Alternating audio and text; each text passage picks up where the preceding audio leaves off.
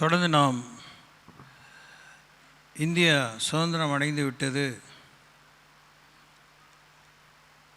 என்பதை மதிப்போம். ஆனால் சுதந்திரம் அடைந்தும் அடிமைத்தனத்தில் இருப்பது முரண்பாடு, பாரடாக்ஸ். இதெல்லாம் நாம் தான் தெளிவாக புரிஞ்சுக்கணும். கடவுள் பயம் வேணும், மரியாதை வேணும்.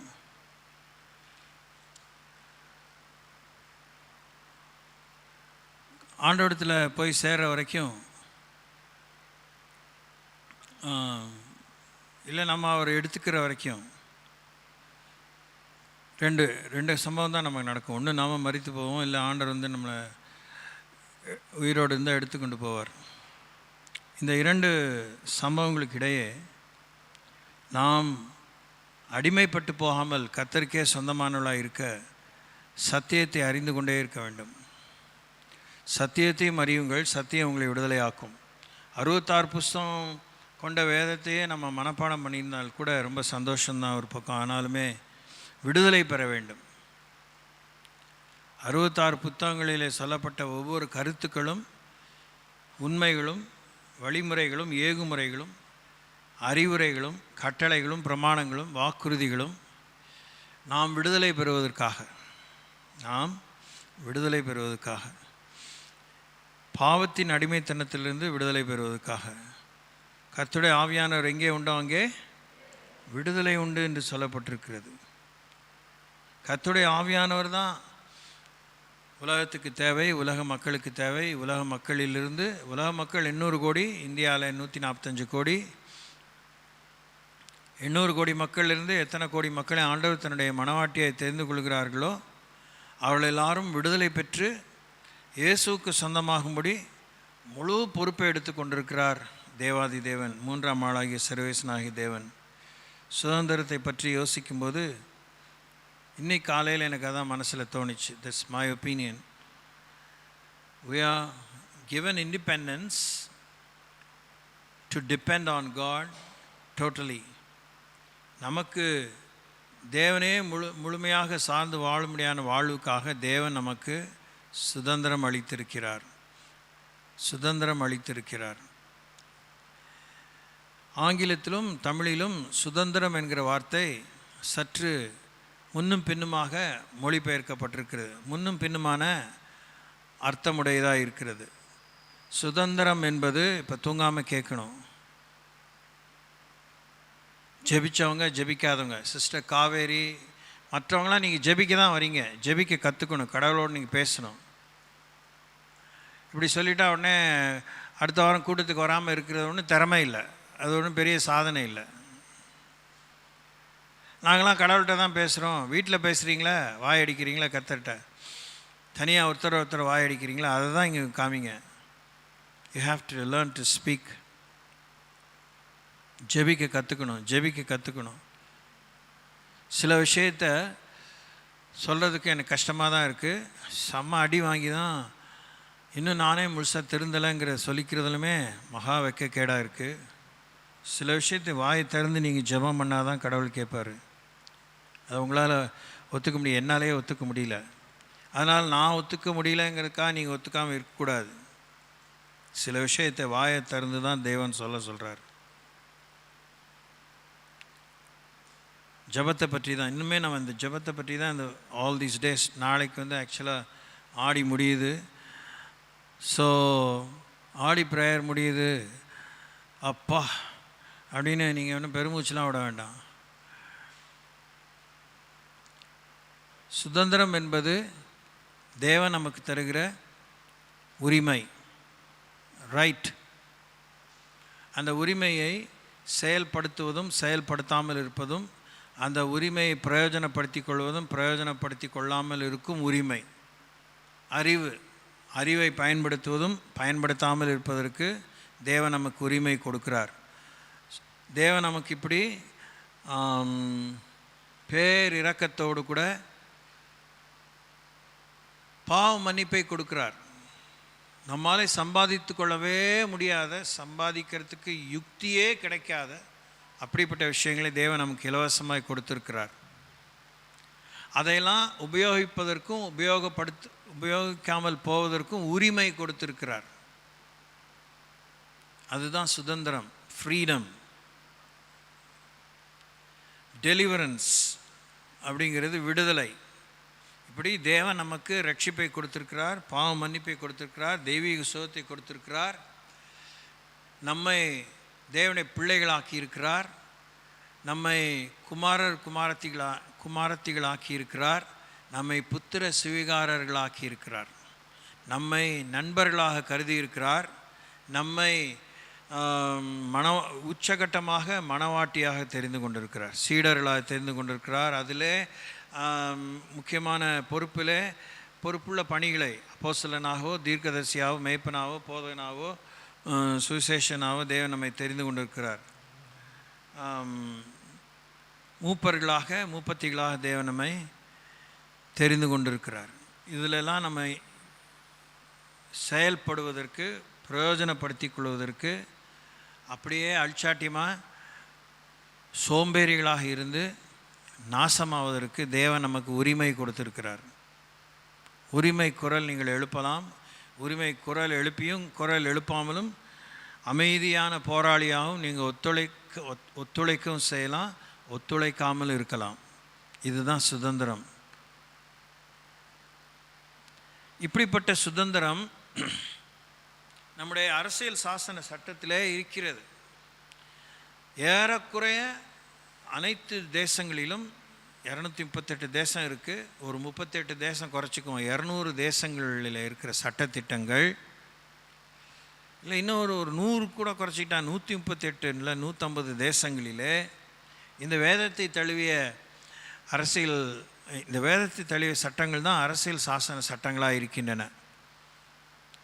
யாத்ராமத்திலும் லேவியராமத்திலும், குறிப்பாக யாத்ராமத்தில் உபாகமத்தில் இருக்கிற சட்டங்களைத்தான் அவர்கள் தழுவி இருக்கிறார்கள். லேவியராமத்தில் இந்த சடங்குகள், மாரல் லாஸ் இருக்குது. மாரல் லாஸ் எல்லா நாட்டிலையும் எடுத்துக்கிறது இல்லை, எடுத்துக்கிறவங்க இருக்கிறாங்க. சட்டத்தில் இடம் இருக்குது, ஆனால் நடைமுறைப்படுத்துகிறாங்களா இல்லையாங்கிறது தான் இப்போ விஷயம். அதை தான் நீங்களும் நானும் கவனிக்கணும். இப்போ நீங்கள் ஜபக்கூட்டத்துக்கு வரத்துக்கு உங்களுக்கு சுதந்திரம் இருக்குது. வரலாம், வராமல் இருக்கலாம். நேரத்துக்கு வரலாம், இஷ்டம் போல் வரலாம், முடிகிற நேரத்தில் வரலாம். என் ஆத்மாவே கர்த்தரை ஸ்தோத்திரி சொல்கிறதுக்கு முன்னாடி எழுச்சி போகலாம், எல்லாம் பண்ணலாம். You got freedom to behave and not to behave, to talk and not to talk, to do and not to do. செய்கிறதுக்கும் செய்யாமல் இருக்கிறதுக்கும், பேசுகிறதுக்கும் பேசாமல் இருக்கிறதுக்கும், பழகிறதுக்கும் பழகாமல் இருக்கிறதுக்கும், ஒரு காணிக்கை கொடுக்கறதுக்கும் கொடுக்காமல் இருக்கிறதுக்கும், ஸ்தோத்திரம் சொல்கிறதுக்கும் சொல்லாமல் இருக்கிறதுக்கும் உங்களுக்கு சுதந்திரம் இருக்குது. யூ ஹாவ் த ரைட், உரிமை. அப்போது விடுதலை நம்ம பேசுகிறோமே, அந்த டெலிவரன்ஸ் அது என்ன? பாவம் செய்கிற எவனும் பாவத்துக்கு அடிமையாக இருக்கிறான்னு ஆண்டவராக இயேசு சொல்லியிருக்கிறார். How we become slaves, we give in to it. சினிமாவுக்கு நம்ம ஏன் அடிமையாக இருக்கிறோம்? சினிமா நடிகர்கள் ஏன் நடிப்புக்கு அடிமைகளாகி விடுகிறார்கள்? அதில் பார்க்குற சம்பாத்தியம், பொருளாசை, பொருளின் மிகுதி. அவங்களால கொஞ்சம் காசு பார்த்தோன்னே அதை விட்டு விலகிறதுக்கு முடியல.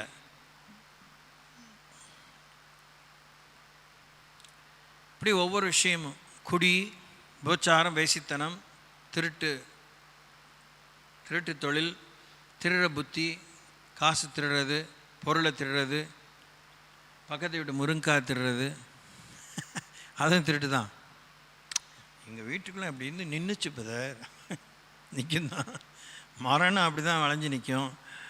நீங்கள் தான் கூப்பிட்டு சொல்லணும், இந்தாங்க எங்கள் வீட்டில் பக்கம் நிற்கிது, திடீர்னு அந்த காய் காண என்கிட்ட சொல்லக்கூடாது. அது உந்துச்சுன்னா இப்படி ஏதோ ஒரு தடவை 2 தடவை தூக்கி போடுவேன். இப்படியே எனக்கு வேலை இல்லை, நீங்கள் பேசாமல் அந்த கிளையை வெட்டிட்டிங்கன்னா கொஞ்சம் நல்லாயிருக்கும், உங்களுக்கு எனக்கு மன வருத்தம் இல்லாமல் இருக்கும் அப்படிங்கிற நீங்கள் தான் எடுத்து சொல்லணும். இது மாதிரி சின்ன சின்ன விஷயங்கள், திருட்டு தான். இப்படி பொய் சொல்கிறவனும் பொய்க்கு அடிமையாக இருக்கிறான், பாவம் செய்கிறவனும் பாவத்துக்கு அடிமையாக இருக்கிறான்ங்கிறது தான் பொது நியதி. அதுபோல் சிறிய பாவம் பெரிய பாவம் இல்லை, உயிரையே மாய்க்கக்கூடிய, உயிரையே பறித்து கொள்ள போகக்கூடியதான பாவங்கள்லாம் இருக்குது. கொலை, கௌரவ கொலை, ஆணவ கொலை, கூலிக்காக கொலை செய்வது, தற்கொலை, தவறான பழக்கத்தால் ஏற்படும் மரணம், இப்படி நிறைய விஷயங்கள் எடுத்துக்கலாம். பிஸ்னஸ், எல்லா விஷயத்திலும் அடிமைப்பட்டு போகிறதுக்கு. சாப்பாடு, ஆஃப்டர் ஆல் சாப்பாடு. சாப்பிட்றதுக்கு எனக்கு உரிமை இல்லையா? உனக்கு சாப்பிட்றதுக்கு 100க்கு 100% உரிமை இருக்குது. ஆனால் நீ தின்னி பண்டாரமாக இருக்கக்கூடாது என்பதும் தேவனுடைய நியதி. Praise the Lord. நீ பெருந்திண்டியாக இருக்கக்கூடாது, லௌகீக கவலைகள்னாலே நிறைந்திருக்கக்கூடாது என்பது தேவனுடைய கரிசனை மிக்க ஆலோசனை. இத்தனை வருஷமாக விசுவாசம் இருந்தும் இது புரியல, அது புரியல, இது செய்ய தெரியல அப்படின்னா எல்லாத்துக்கும் உரிமை இருக்குது, எல்லாத்துக்கும் சுதந்திரம் இருக்குது. வேறு பிரிக்கப்பட்ட வாழ்விலே திரும்பி போய் சொந்தத்தோடு கூட ஒட்டிக்கிறதுக்கு, அவங்களோடு ஒட்டிக்கிறதுக்கு நான் சொல்ல வரும்போது அவங்களுடைய சடங்காச்சாரங்களுக்கு, அவங்களுடைய உறவு விட்டு போகக்கூடாதுன்னு சொல்லி எதையாவது கர்த்தருக்கு விரும்பாத காரியங்களை செய்கிறதுக்கு, கஞ்சாடையாக இருந்துக்கிறதுக்கு, கண்டும் காணாமல் இருந்துக்கிறதுக்கு சுதந்திரம் இருக்குது. ஆனால் எதுவும் நீங்கள் அப்படி தேவன் விரும்பாத விஷயத்தை செய்வீர்களானால் நீங்கள் அந்த செயலுக்கு, அந்த தாற்பரியத்துக்கு, அந்த ஆலோசனைக்கு, அந்த பழக்க வழக்கத்துக்கு நீங்கள் அடிமையாக ஆரம்பித்து விடுகிறீர்கள். ஆகினாலே இந்தியா சுதந்திரம் அடைந்திருக்கிறது. எழுத்துப்பூர்வமாக பிரிட்டிஷ் கவர்மெண்ட் கையிலிருந்து விடுதலை பெற்றிருக்கிறோம். விடுதலை சாசனத்தை அவர்கள் எழுதி கொடுத்தார்கள். 1947 ஆகஸ்ட் மாதம் கையெழுத்தானது. அதுபோல் கல்வாரி சிலுவையிலே வெளிப்படைத்தன்மையோடு கர்த்தராகிய இயேசு கிறிஸ்து அவரை நம்புகிற யாவரும், ஏற்றுக்கொள்கிற யாவருக்கும் பாவம், சாபம், மரணம், துக்கம், வியாதி, தோல்வி, இருள் இவைகளிலிருந்து விடுதலை பெறும்படியான உரிமையை சட்டப்பூர்வமாக ஒரு பத்திரமாக ஆண்டவர் எழுதி கொடுத்திருக்கிறார். அந்த கடனை செலுத்தி விட்டார். இனி நாம் விடுதலையோடு வாழ வேண்டியதான் நம்முடைய புத்திசாலித்தனம், நம்முடைய அறிவு, நம்முடைய உண்மை, நம்முடைய உறுதி. இந்த தேவன் நம்மை விடுதலையாக்கின விடுதலையிலிருந்து சுதந்திரத்தை திரும்பி நாம் செய்யக்கூடாததை, விரும்பக்கூடாததை, பார்க்கக்கூடாததை, ஐம்புலன்களுக்கு அடுத்த ஐம்புலன்களை தாண்டி நம்முடைய ஆவியிலே, நம்முடைய ஆத்மாவிலே ஏற்படுகிறதான சபலங்கள், சரீரத்தில் ஏற்படுகிறதான சஞ்சலங்களுக்கு நாம் விட்டு கொடுத்து, இடம் கொடுத்து, அது நம்மை அடிமைப்படுத்தும், அந்த பழக்கங்கள் அடிமைப்படுத்தும் விஷயம், அடிமைப்படுத்தும் அளவுக்கு நாம் கடந்து போகாமல் திரும்பியும் மனம் திரும்பி விழுந்த இடத்திலிருந்து எழுந்திருந்து தேவனிடத்தில் திரும்பி வருவதை தான் தேவன் நமக்கு போதித்திருக்கிறார், முன்மாதிரியாக வாழ்ந்து காண்பித்திருக்கிறார். இந்தியர்களுடைய அரசியல் சாசனம் பொது அறிவிலே, பொதுமக்கள் பொதுமக்கள் அறிய வேண்டிய அளவிலே ரத்தின சுருக்கமாக இந்திய அரசியல் சாசனத்தின் சுருக்கம் புத்தக வடிவிலே, புத்தக சாலைகளிலே கிடைக்கிறது. நீங்கள் அதை வாங்கி வாசிக்கலாம். இப்படி நமக்கு அடிப்படை உரிமையிலே சுதந்திரம் இருந்தும் நாம் மனுஷனுடைய முகதாட்சணியத்துக்காக, சொந்த பந்தத்துக்காக, ஊர் உலகத்துக்காக, நிலபலனுக்காக, நம்முடைய சுய லாபத்துக்காக, குடும்ப லாபத்துக்காக இப்படின்னு ஏதாவது ஒரு காரணத்தை கற்பித்து நமக்கு எதிலே சுதந்திரம் வழங்கப்படவில்லையோ அதை நாம் விரும்புவதும் அதை நாடுவதுமாக இருக்கிறோம். இன்னொன்று, நமக்கு சுதந்திரம் கொடுத்ததிலும் வரையறைகளை மீறுகிறோம், நமக்கு கொடுக்கப்பட்ட எல்லைகளை மீறுகிறோம், மீறுகிறோம், சொல் மீறுகிறோம், உரிமையை துஷ்பிரயோகம் பண்ணுகிறோம், தவறாக பயன்படுத்துகிறோம். இதிலிருந்து நாம் விடுதலை பெற வேண்டும். ஆன்மீகத்திலே நமக்கு விடுதலை வேண்டும். பூமியிலே வாழ்கிற இந்த சமுதாய வாழ்விலே நமக்கு விடுதலை வேண்டும். நாம் இந்த சமுதாயத்தினுடைய சட்டத்திட்டங்களுக்கு ஒத்துப்போக வேண்டும் என்று நாம் நினைப்பதை விட அதை நிறைவேற்றுவதிலே நம்முடைய ஆத்ம ஈடேற்றம், முடிவில்லா வாழ்வுக்கு பங்கம் இருக்குமானால் அதை நாம் விட்டுவிட வேண்டும் என்று தான் வேதம் எதிர்பார்க்கிறது. உயர்ந்த ஒரு சட்டத்திட்டத்துக்கு, நிலையான நிரந்தரமான சட்டத்திட்டத்துக்கு நாம் உரிமையாளர்களாக, சொந்தக்காரர்களாக, வாரிசுதாரர்களாக, சந்ததிகளாக வம்சாவளிகளாக தேவன் நம்மை மாற்றியிருக்க போக நம்முடைய உரிமையை விற்று போடக்கூடாது, பண்ட மாற்றம் செய்யக்கூடாது, பூசி முழுகக்கூடாது. எனக்கு உரிமையே கிடைக்கவில்லை என்று அபத்தம் பொய் சொல்லக்கூடாது. உரிமை இருக்குது.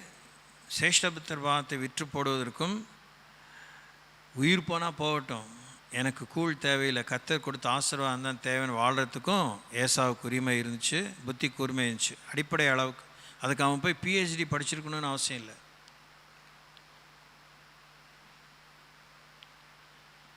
குமாரன் உங்களை விடுதலையாக்கினால் நீங்கள் மெய்யாகவே விடுதலையாக இருப்பீர்கள்னு சொல்லி அந்த வாக்கியத்தை நம்ம மறந்துடக்கூடாது. அந்த விடுதலை பற்றி பேசப்பட்ட யோவானின் சுவிசேஷம் 8ஆம் அதிகாரத்தில் 34ஆம் வசனத்திலிருந்து 32ஆம் வசனம், சத்தியத்தையும் அறிவீர்கள், சத்தியம் உங்களை விடுதலையாக்கும் என்றார். அவர்கள் அவருக்கு பிரதியுத்தரமாக, நாங்கள் ஆபிரகாமின் சந்ததியாக இருக்கிறோம், நாங்கள் ஒரு காலம் ஒருவனுக்கும் அடிமையாக இருக்கவில்லை, விடுதலை ஆவீர்கள் என்று நீர் எப்படி சொல்லுகிறீர் என்றார்கள். அந்த அளவுக்கு அவங்க நியாயப்பிரமாணத்தை புரிஞ்சு வச்சுருந்துருக்கிறதாக அவங்க இயேசுவிட்ட பெருமை பாராட்டிக்கிறாங்க. ஆனால் பரிசேயருடைய வாழ்க்கையில், குறிப்பாக சனகரிப் சங்கத்தை சேர்ந்த அந்த பரிசேயருடைய முழு பரிசேயர்கள் கூட்டம் யூதர்களே ஆட்டி படைக்கிற ஆன்மீகவாதிகள் என்று அழைக்கப்படுகிற தீவிரவாதமான ஆன்மீகவாதிகள், செலோத்தையர்கள், செலட்ஸ், ரொம்ப வைராக்கியம் கொண்டவர்கள். அவங்க இப்படி ஆண்டவர்கிட்ட பதில் சொல்கிறாங்க. ஆனால் அவங்க எத்தனையோ விஷயத்துக்கு யூதர்கள் அந்த அவங்க நம்பிக்கையை யூதேயம் என்கிற மதமாக மாற்றிவிட்டார்கள். அதற்கு அவங்க அடிமையாயிட்டாங்க. பிதா எழுதி கொடுத்தவைகளை விட அதிகமாக அவரே 613 பிரமாணங்கள் எழுதி கொடுத்தார். அவர்கள் வழி பிரமாணமாக ஏராளமான ஆயிரக்கணக்கான பிரமாணங்களை வச்சுருக்கிறாங்க. எழுத்துப்பூர்வமாக கல்வெட்டிலே ஆண்டவர் கொடுத்தது 613 பிரமாணம். அது எல்லாம் சுருக்கி 10, அதையும் சுருக்கி 2 என்று ஆண்டவர் எழுதி கொடுத்தார். ஆனால் அவர்கள் கணக்கு வழக்கில்லாத பிதா சொன்னதாக நாமத்துக்குரியோர் ஹஷேம் சொன்னதாக அது பேர் தான் தால்முட். அது பேர் தான் தால்முட், அவங்களுடைய பாரம்பரிய சொல் வழக்கம். அதனால தேவனுடைய கற்பனைகளை அவமாக்கினார்கள். ஏராளமான அடிமைத்தனத்தின் நுகங்களை அவங்களே உருவாக்கி மக்கள் சுமப்பதுக்கரிய பாரத்தை அவர்கள் மேல் சுமத்தினார்கள். இதெல்லாம் ஆண்டவர் மனதில் வைத்து தான் அவர்களோடு கூட சொல்கிறாரு. நீங்கள் எப்படி எங்களை அடிமையாக இருக்கீங்கன்னு சொல்லலாம் கேட்கும்போது, இயேசு அவர்களுக்கு பிரதியுத்தரமாக 34ஆம் வசனம், பாவம் செய்கிற எவனும் பாவத்துக்கு அடிமையாக இருக்கிறான் என்று மெய்யாகவே உங்களுக்கு சொல்லுகிறேன், அடிமையானவன் என்றைக்கும் வீட்டிலே நிலைத்திரான், குமாரன் என்றென்றைக்கும் நிலைத்திருக்கிறார். அடிமைக்கு ஏன் நிலைத்திரான்னு சொல்கிறாரு? 7 வருஷம்தான் ஒருத்தன் அடிமையாக வச்சுக்கலாம். சட்டப்பூர்வமாக 7 வருஷத்துக்குள்ளே நீங்கள் அந்த அடிமைத்தனத்தின் உச்சத்தை அடைந்து அவனை என்ன வேணால் பண்ணலாம். அடிமையால் தன்னைத்தானே விடுவித்து கொள்ள முடியாது. 7ஆம் வருஷம் முடிஞ்சிச்சுன்னா அடிமை மேலே இருக்கிற முடிய கூட நீங்கள் தொட முடியாது. தொட்டிங்கன்னா நீங்கள் தான் பெரிய பாவி, உங்களை தான் சட்டம் நியாயம் தீர்க்கும், தண்டனை சரிக்கு சரியாக இருக்கும். ஆக இப்படி 7 வருடத்துக்கு ஒரு தடவை, 50ஆம் வருடத்துக்கு அப்புறம் அவன் முழுக்க ஃப்ரீ. அவனை யாருமே விலைக்கு வாங்க முடியாது, அவன் தன்னையே விற்று போடவே முடியாது. He cannot sell himself. அதான் யூபிலி ஆண்டு. அதை சொல்கிறார், அடிமையானவன் என்றைக்கும் வீட்டில் நிலைத்திறான், குமாரன் என்றைக்கும் நிலைத்திருக்கிறார். நீங்கள் வீட்டில் பிறந்த குழந்தை, நான் 50 வருஷம் தான் உங்களுக்கு குழந்தையாக இருப்பேன், 51ஆம் வருஷம் நான் யாருக்கும் குழந்தையாக இருப்பேன், இல்லை குழந்தையே இல்லை அப்படிலாம் சொல்ல முடியாது.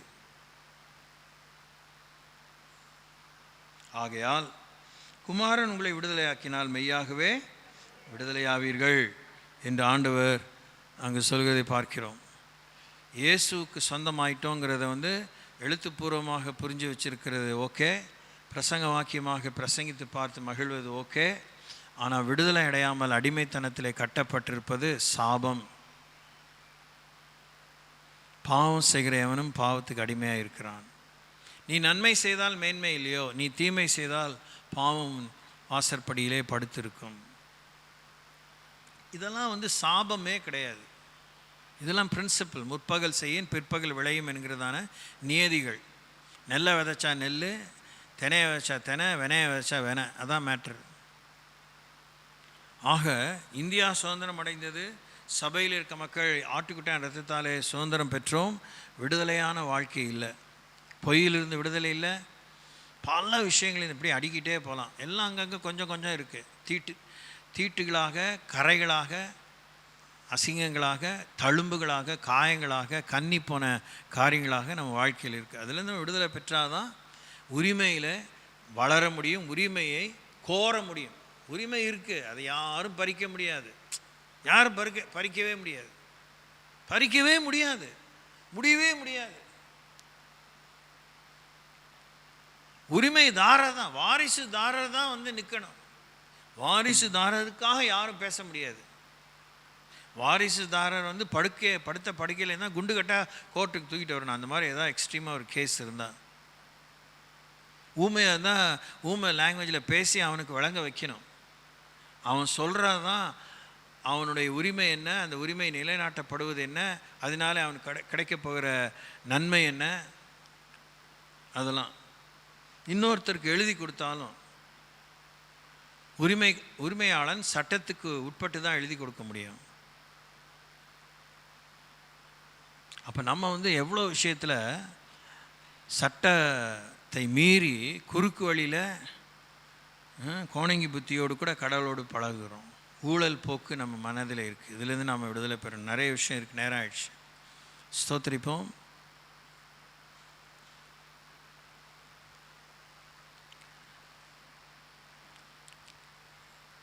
சுதந்திரத்தை பற்றி இன்னும் ஒரே ஒரு வசனம் ஞாபகம் வருது. நாளைக்கு எனக்கு மறந்துட்டால் எனக்கு தான் சங்கடம். அன்றையும் அவருடைய நாமத்தின் மேல் விசுவாசம் உள்ளவர்களாய் அவரை ஏற்றுக்கொண்ட எத்தனை பேர்களோ அத்தனை பேரும் தேவனுடைய பிள்ளைகள் ஆம்படி அவர்களுக்கு அதிகாரம் கொடுத்தாரு. யோவான் 1:12 வாசிக்கிறோம். 13 வாசிக்கிறோம். அவர்கள் மனுஷ சித்தத்தினாலாவது புருஷ சித்தத்தினாலாவது மாம்சத்தினாலாவது பிறவாமல் தேவனுடைய ஆவியினாலே பிறந்தவர்கள். இது நீங்கள் மறக்கவே கூடாது, மறக்கவே கூடாது. இந்த ஒரு பல்லு என்ன அறை வாங்கினாலும் கொட்டி போகக்கூடாது. இது ஒரு ஞான பல்லாக எடுக்க முடியாத அளவுக்கு பதிந்த ஒரு விஷயமா இருக்கணும். If you are a child of God, if you are a born again Christian, if you are anointed, you are not born of your mother or father, you are not born of anybody's help, you are born from above. இந்த உரிமை இருந்தால் தான் நம்முடைய ஜெபங்கள் மதிக்கப்படும். நமக்காக தேவன் யுத்தம் பண்ணுவார், தேவ தூதர்கள் யுத்தம் பண்ணுவார்கள். மார்க்க வெறி கொண்டு மூர்க்க வெறி கொண்டு கத்தட்டில் கத்துறதும் ஒப்பாரி வைக்கிறதும் எந்த பதிலையும் பூமியிலே கொண்டு வராது. ஸ்தோத்திரிப்போம்.